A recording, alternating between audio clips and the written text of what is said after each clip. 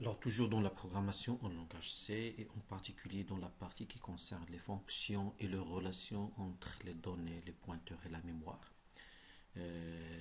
Aujourd'hui, nous allons essayer de mettre une application de gestion de vente, une troisième version. Et après avoir introduit le concept des fonctions, qu'est-ce que ça veut dire exactement, comment les utiliser, comment échanger des données entre une fonction main et autres fonctions qui vont aider la fonction main à réaliser un objectif global. Et aussi après avoir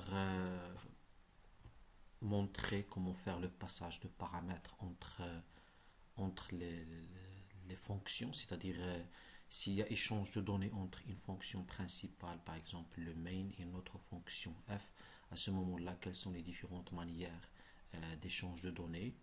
Et nous avons montré l'intérêt de passage de paramètres par adresse, c'est-à-dire ici, la fonction doit déclarer des pointeurs pour pouvoir recevoir des adresses.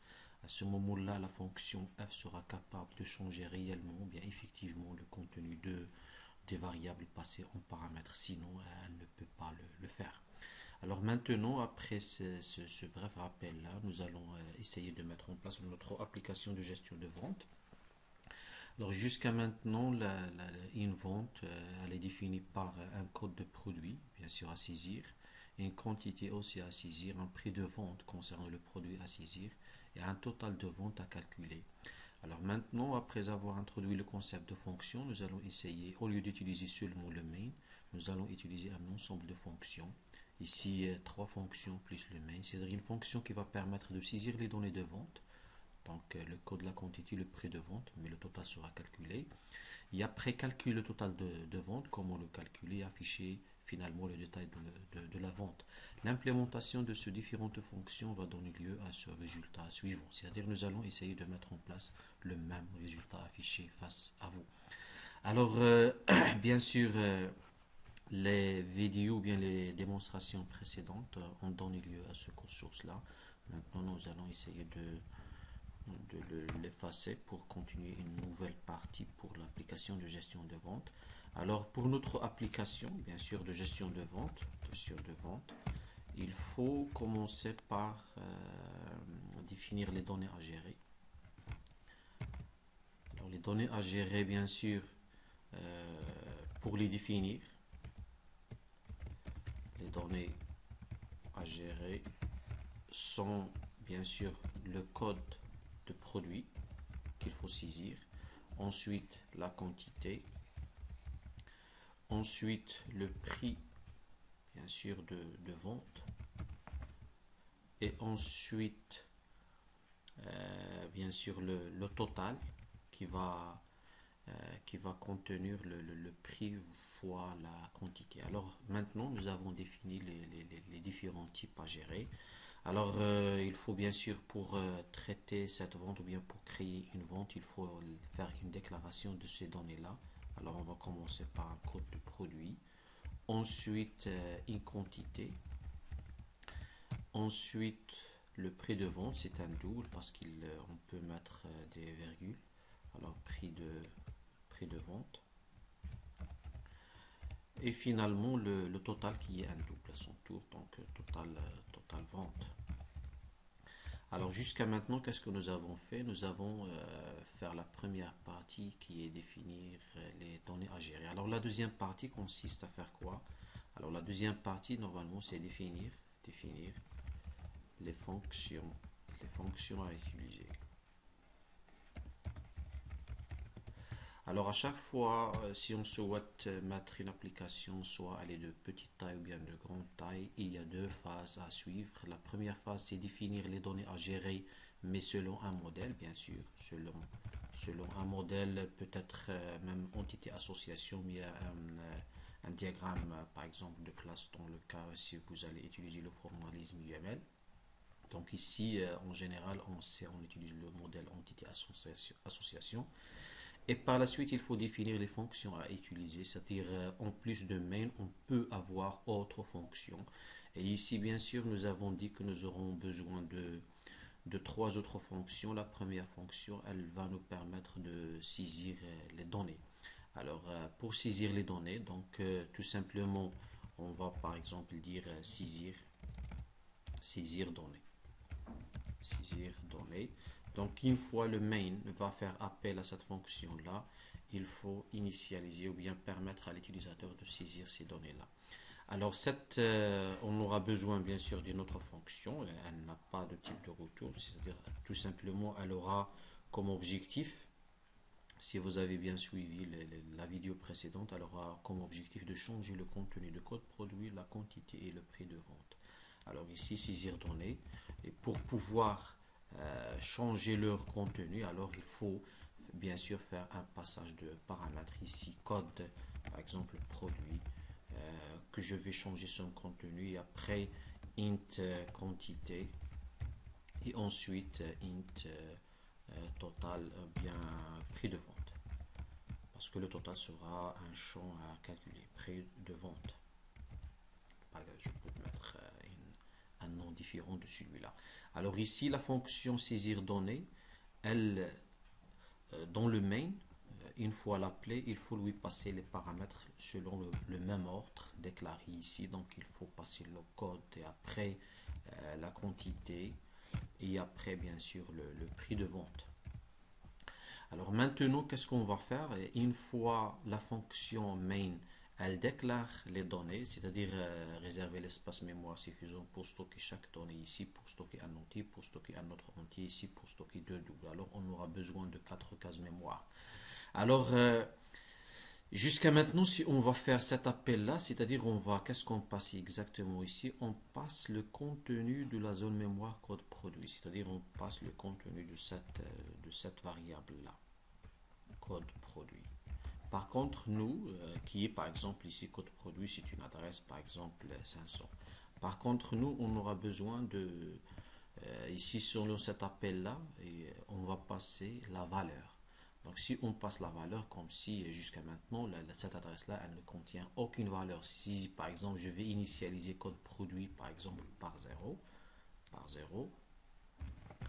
alors ici, la saisir données va recevoir ici 0. Pourquoi? Parce que déjà dans la déclaration de cette variable-là, dans saisir données, qu'est-ce qu'elle va faire? Elle va réserver l'espace mémoire pour stocker un entier et son adresse, il sera code produit. Mais cette adresse-là, bien évidemment, elle sera différente de cette adresse-là. Par exemple, on peut avoir 5500. Bien, voilà comme adresse. Alors maintenant, qu'est-ce qu'on va faire? On va recevoir 0 pour code produit et le mettre dans cette adresse-là. Et par la suite, si je veux demander à l'utilisateur, par exemple, de saisir, c'est-à-dire pour avoir le même résultat que ici, alors entrer le code produit, par exemple, on va dire entrer le code produit. Bien sûr, avant ce message-là, on a un autre message qui dit saisie de la vente. Donc, tout simplement, je vais faire copier-coller de ça et mettre ici, voilà, on va mettre saisie de la vente. Saisie de la vente. Alors, retourner à la ligne. Alors, maintenant, une fois faire entrer le code, on va faire un scanf dans lequel on va, bien sûr, il faut passer à la fonction scanf l'adresse, cette adresse-là de code produit pour changer son contenu, sinon il ne sera pas changé si on ne passe pas l'adresse. Alors maintenant, on met dans l'adresse 5500, on met quoi? On met la valeur qui sera saisie par l'utilisateur. Par contre, après avoir ici, bien sûr, après avoir, si on souhaite vérifier est-ce que le code de produit est changé, alors on peut mettre code produit saisi. Alors à ce moment-là, on peut afficher son contenu. On va voir qu'il y a toujours la valeur 0. Pourquoi? Parce que la fonction saisir données, elle ne peut pas changer le contenu de code produit parce qu'on n'a pas encore fait la bonne communication entre la fonction main et la fonction saisir données. Alors si on teste notre application jusqu'à maintenant, elle donne le résultat suivant, c'est-à-dire si on va maintenant, nous sommes dans la fonction, si vous avez remarqué, on a déclaré les données nécessaires dans le main parce que nous avons commencé par la ligne 16 pour l'exécution. Donc nous avons déclaré les données et ensuite nous avons initialisé le code produit et par la suite nous avons fait appel à saisir données qui reçoit les paramètres nécessaires. Et après nous avons affiché le message de saisie de la vente et après nous sommes ici maintenant, nous avons affiché le code produit. Entre le code produit, c'est un message et maintenant le programme, l'exécution de programme nous attend pour lire une valeur au clavier de type entier parce que code produit c'est un entier. Alors si je vais mettre par exemple 333 comme valeur de code produit, alors je vais faire ce 333, je vais la mettre dans l'adresse de code produit, c'est-à-dire équivalent à 5500. Alors maintenant, qu'est-ce que j'ai changé? J'ai changé le contenu de l'adresse 5500. Par contre, le contenu de l'adresse 500, il va rester le même, il ne va pas être changé. C'est pour cela, nous avons dans le dernier affichage code produit CZ et nous avons essayé d'afficher la nouvelle valeur, on trouve toujours 0. Donc il n'y a pas un changement. Alors comme nous avons montré dans la vidéo précédente, il faut que la fonction saisir données, il faut qu'elle connaisse l'adresse de code produit. Donc au lieu de passer 0, on va passer par exemple l'adresse 500. Et ici cette fonction là maintenant pour pouvoir contenir une adresse, bien sûr il faut changer dans l'entête ici, il faut mettre un étoile. Pourquoi? Parce que maintenant code produit, étoile code produit, c'est un pointeur qui est capable de recevoir une adresse, son paramètre. Alors ici, il est capable maintenant, elle est capable, la fonction saisir données pour recevoir une adresse. Alors maintenant, face à cette déclaration, c'est-à-dire int code produit, j'ai combien de données? En plus de code produit, j'ai cette adresse-là, bien sûr. En plus de ça, je vais avoir une autre adresse qui s'appelle code produit. Maintenant, dans la fonction saisir produit, la valeur code produit représente une adresse. Alors ici, la valeur de code produit, elle représente quoi? Elle représente l'adresse 500, passée par le main. Alors et en plus, il y a une troisième chose, il y a le contenu de code produit. Le contenu de code produit, c'est 0. Normalement, parce que c'est passé par ici, le code produit c'est 0. Donc le contenu de cette adresse-là, le contenu de 500, c'est exactement 0. Donc face à cette déclaration, il faut retenir que nous avons trois principales informations, à la fois l'adresse code produit, la valeur de l'adresse qui accenture une autre adresse, c'est-à-dire la valeur pointée par code produit, c'est une adresse 500 qui est passée par ici, donc on a passé 500, et la valeur effective de cette zone mémoire 500 qui est ici 0. Par exemple, si je vais mettre ici 2, alors à ce moment-là, code produit va avoir à 2. Et pour tester ça, bien sûr, vous pouvez faire un affichage ici. Qu'est-ce que vous avez reçu exactement? Si je souhaite, par exemple, afficher les différentes informations, à la fois afficher la première adresse, afficher par exemple code produit, ensuite afficher cette adresse et en troisième lieu je peux afficher un entier qui est la valeur de code produit. Alors à ce moment là, si je vais faire par exemple le code produit, alors je vais avoir une valeur et aussi code produit, je vais avoir une autre valeur. Par contre code produit c'est le contenu de la deuxième adresse. Alors ici c'est un simple message qui nous permet d'afficher les informations concernant les adresses. Alors de même, je vais essayer d'afficher les informations. Bien sûr, avant de faire appel à saisir données, je vais faire appel aux différentes informations, c'est-à-dire jusqu'ici j'ai tout simplement deux informations parce que j'ai une déclaration non pointeur, parce que j'ai int compte produit, alors tout simplement j'ai l'adresse et j'ai la valeur. Alors ici je vais afficher ça. Et maintenant, si vous allez remarquer, la valeur affichée dans le main, ici dans le main, et ici dans saisir données. Alors dans saisir données. Alors vous allez remarquer que cette adresse-là, affichée ici, le code produit, c'est la même que celle-là. D'accord? Donc si on va faire un affichage, on va dire que voilà, dans le main, j'ai l'adresse 0. Par exemple, moi, souvent, j'utilise ce type de représentation pour simplifier parce que je ne peux pas prévoir l'adresse qui sera allouée. Donc, par contre, ici, dans l'exécution, j'ai la valeur réelle. Alors, dans le main, j'ai quoi? Alors, au lieu de 500, bien sûr, on a l'adresse du code produit qui est ça. Alors, 0060FF00. Et dans saisir données, j'ai quoi? J'ai l'adresse relative à code produit. Ça, c'est une adresse réservée à saisir données. Par contre, la deuxième valeur, ça concerne exactement l'adresse de déclarer dans le main ou bien récupérer dans le main. Donc ici, on arrive à passer l'adresse, c'est-à-dire la même adresse ici. Donc la fonction saisir données, elle connaît l'adresse, soit disons ici 500, par contre ici dans l'exécution réelle, c'est cette adresse-là. Voilà, c'est cette adresse exactement. Et par la suite, si vous voyez, on peut, pour afficher l'information, la donnée dans la fonction saisir données, on y accède à travers étoile code produit, c'est-à-dire la valeur de la zone mémoire code produit. C'est la valeur de cette adresse-là et la valeur de cette adresse C2. C'est exactement ce qu'on est en train d'afficher ici. Alors maintenant, puisque la fonction saisir données, elle est capable de changer le contenu de code produit. Comment on va la changer? Bien sûr, on va tout simplement, au lieu de saisir de scanf code produit, c'est-à-dire au lieu de saisir dans cette adresse-là, on va saisir tout simplement dans cette adresse-là qui est 500. Alors maintenant, bien sûr, si on va afficher après, si on va afficher le code produit ici, on va voir que la fonction, bien sûr, saisir données, elle arrive à changer le contenu réel. Donc ici, au contraire de la méthode précédente, maintenant on arrive à changer le contenu. Donc ici, de même, pour les autres variables, on va essayer de faire la même chose. Par contre, ici, on n'a pas besoin maintenant de ça. C'était juste un comment, des informations qu'on peut avoir pour voir, c'est-à-dire point à point, qu'est-ce qui se passe derrière dans la mémoire. Alors ici, de même, pour pouvoir changer la quantité, je dois faire la même chose. Pour le prix, ici, normalement, c'est un double. C'est un double, je dois avoir la même chose.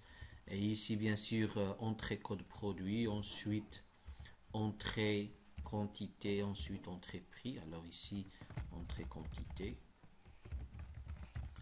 Et ici, bien sûr, je vais mettre dans l'adresse parce que maintenant, quantité, c'est une adresse qui est passée par le main. Et ici, bien sûr, je peux mettre prix. Alors ici, entrer le prix de vente. Alors maintenant, nous allons pouvoir, à travers cette méthode-là, nous allons pouvoir de changer le contenu de chaque variable qui est passée par le main. Par contre, dans le main, il faut faire attention à passer les bonnes valeurs, c'est-à-dire ici, je passe les valeurs des adresses et pas leur contenu. Alors ici, bien sûr, j'ai déjà fait ça. On va, bien sûr, si on va saisir les données, on va saisir les bonnes informations. Alors jusqu'à maintenant, qu'est-ce que nous avons fait? Nous avons réalisé la fonction saisir données de vente. Donc nous allons essayer d'entrer les mêmes informations.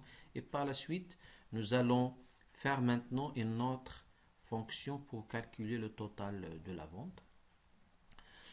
Alors avant ça, je vais essayer de mettre cette fonction afficher le détail de la vente. Alors pour afficher le détail de la vente, c'est tout simplement, il faut faire appel à une fonction. Donc afficher détail de vente, afficher détail de vente. Mais pour que cette fonction puisse afficher le détail, il faut qu'elle reçoit qu'est-ce qu'elle va afficher. Tout simplement ici, je vais afficher des valeurs. Donc c'est pas la peine de passer des adresses pour les modifier. Donc tout simplement, je passe les valeurs à afficher parce que c'est suffisant de faire ça parce que dans tous les cas, si je vais mettre ici notre fonction, par exemple, on va la définir ici. Alors void afficher détail, on va bien sûr, ça c'est un entier, ça c'est un entier, ça c'est un autre entier et ça c'est un, bien sûr c'est un double. Alors maintenant, même si j'ai des adresses différentes, mais le contenu, je peux l'avoir, c'est-à-dire afficher détail, elle est capable de communiquer le contenu. C'est le cas. Ici, elle communique la valeur de code produit, c'est-à-dire la valeur déjà saisie. Ici, donc, je vais la passer à afficher détail de vente pour afficher son détail sous cette forme-là. Donc, je vais tout simplement faire un petit print. Donc print, je vais mettre ici détail de la vente. Donc voilà. Et ensuite, bien sûr, je vais faire afficher le code produit. Donc, code produit. Donc, ici, c'est un entier. Et ici, voilà, c'est la valeur de code produit. La même chose pour la quantité et la même chose pour le prix. Donc, ici, je vais afficher quantité. Ici, c'est le prix de vente. Alors, prix de vente. Alors, ici, je vais mettre quantité. Et ici, c'est le prix de vente. Voilà. Maintenant, si je vais exécuter, bien sûr, si je vais exécuter, alors entrer le code produit, par exemple, je vais entrer un 1. La quantité, je vais entrer 2. Le prix, je vais entrer 200. Alors, à ce moment-là, bien sûr, pour afficher voilà, j'ai pas...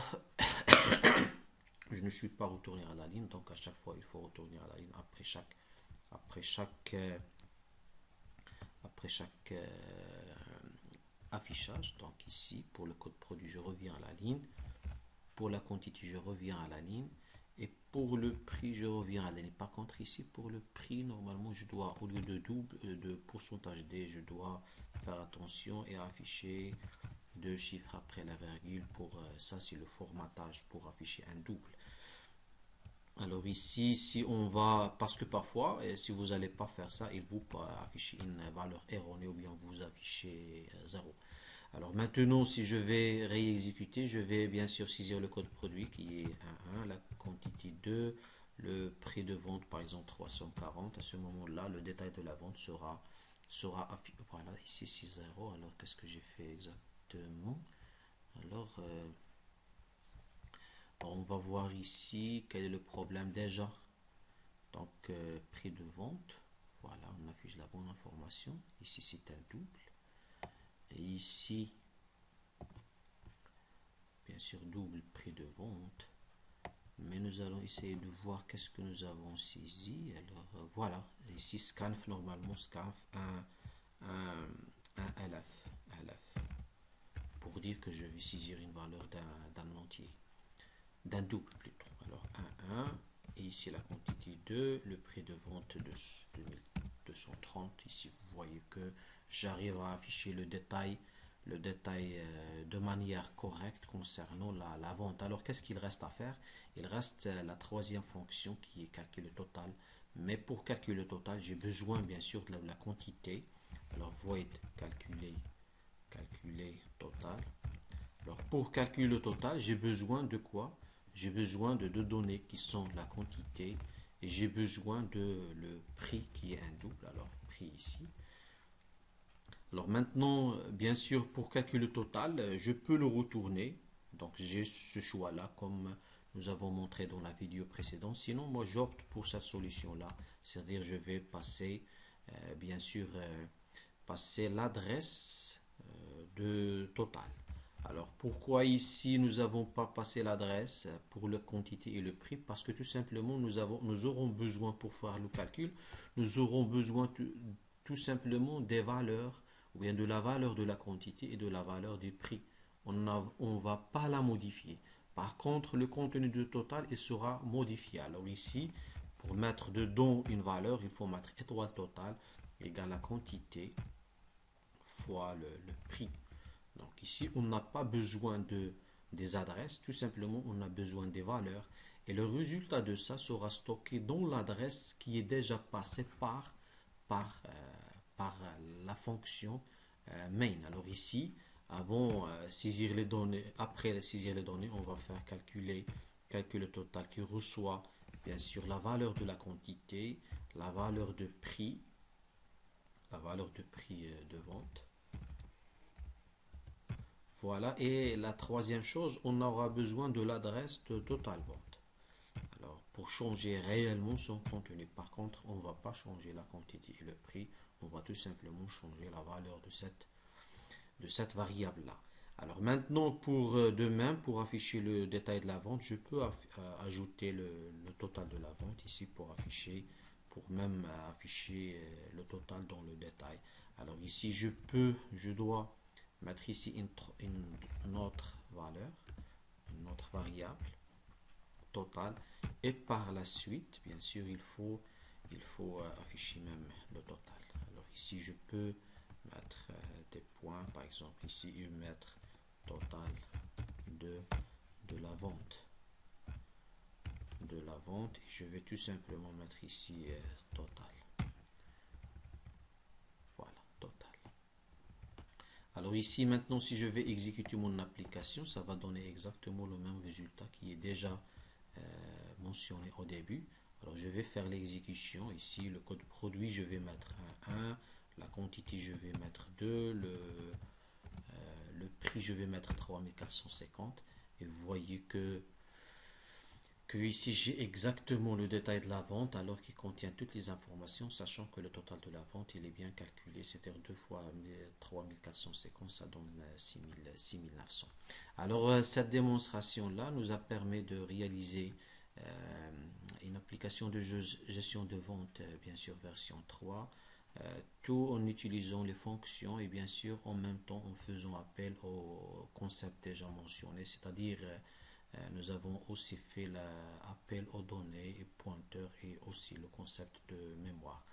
Alors maintenant, bien sûr, juste pour détailler ça, parce que il fallait suivre les étapes suivantes. Donc, on a deux méthodes, bien sûr. On peut utiliser des variables globales, mais nous, en général, ça c'est déconseillé à utiliser cette manière-là. C'est pour cela il vaut mieux utiliser des variables déclarées dans le main et par la suite y accéder à ces valeurs, à ces variables-là à travers le main. Parce que si on va faire cette méthode-là dans une autre démonstration, on va, c'est-à-dire tout le mécanisme ou bien les techniques que nous avons utilisées vont être changées si bien sûr on va utiliser ou bien faire une déclaration globale des variables. Alors nous avons utilisé la deuxième méthode, c'est-à-dire sans utiliser des variables globales. Nous avons déclaré les données à gérer dans la partie main et bien sûr maintenant ces données-là, elles appartiennent à l'intérieur, elles appartiennent à main et nous avons montré comment faire communiquer ces informations soit en lecture, c'est-à-dire pour tout simplement visiter le contenu ou bien pour le modifier en, en passant en utilisant la bonne manière de passage de paramètres pour faire des modifications effectives. Donc voilà, ça c'est une démonstration pour la réalisation d'une application de gestion de vente tout en utilisant les fonctions, les pointeurs et les données et bien sûr y voir la relation avec la mémoire.